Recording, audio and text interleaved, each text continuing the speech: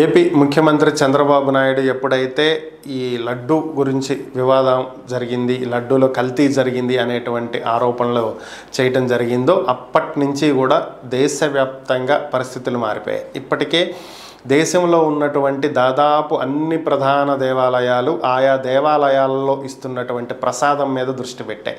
ఇక్కడ ప్రసాదానికి కొంటున్నటువంటి కాంట్రాక్టర్ల మీద, అలాగే కొంటున్నటువంటి వస్తువుల మీద, ప్రతి దాని మీద దృష్టి పెట్టడం జరిగింది. ఇటీవల ఇంద్రకీలాద్రి అమ్మవారి ఆలయంలో కూడా లడ్డూ ప్రసాదం తయారీలో ఉపయోగించేటువంటి ముడి పదార్థాలు జీడిపప్పు, కిస్మిస్, శనగపిండి, బెల్లం, నెయ్యి ఇలాంటి వాటి మీద నాణ్యత లేదు అంటూ రిపోర్ట్ రావటం. సో దీనికి సంబంధించి కాంట్రాక్టర్లకు వాటిని తిప్పి పంపించడం చూసాం. అలాగే ఇక అయోధ్య రామాలయంలో అయితే బయట నుంచి వచ్చేటువంటి ఏవి కూడా నైవేద్యంగా పెట్టము, పూజారుల ఆధ్వర్యంలోనే తయారు చేసి పెట్టేటువంటి వాటిని మాత్రమే నైవేద్యంగా పెడతాం, వాటినే భక్తులకు ప్రసాదంగా ఇస్తాము, బయట నుంచి ఏవి కూడా స్వీకరించమని చెప్పి తేల్చేశారు. ఇక ఇప్పుడు మధుర వంతు వచ్చింది.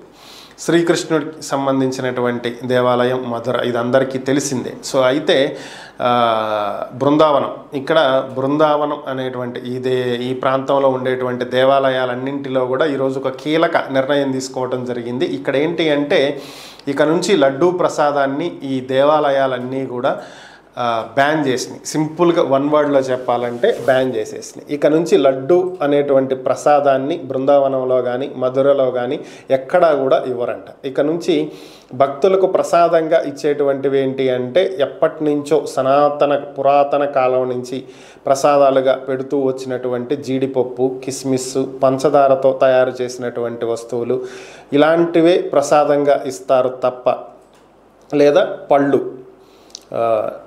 మార్కెట్లో కొనుక్కొచ్చాయి కదా, వాటిల్లో కల్తీ చేయటానికి ఏముంటుంది. సో పళ్ళు లేదంటే పూలు ఇలాంటివి స్వామివారి ప్రసాదం కింద భక్తులకు వితరణ చేయటం జరుగుతుంది తప్ప ఇక లడ్డు అనేటువంటి ప్రసాదాన్ని చెయ్యము అని చెప్పి ప్రకటించడం జరిగింది.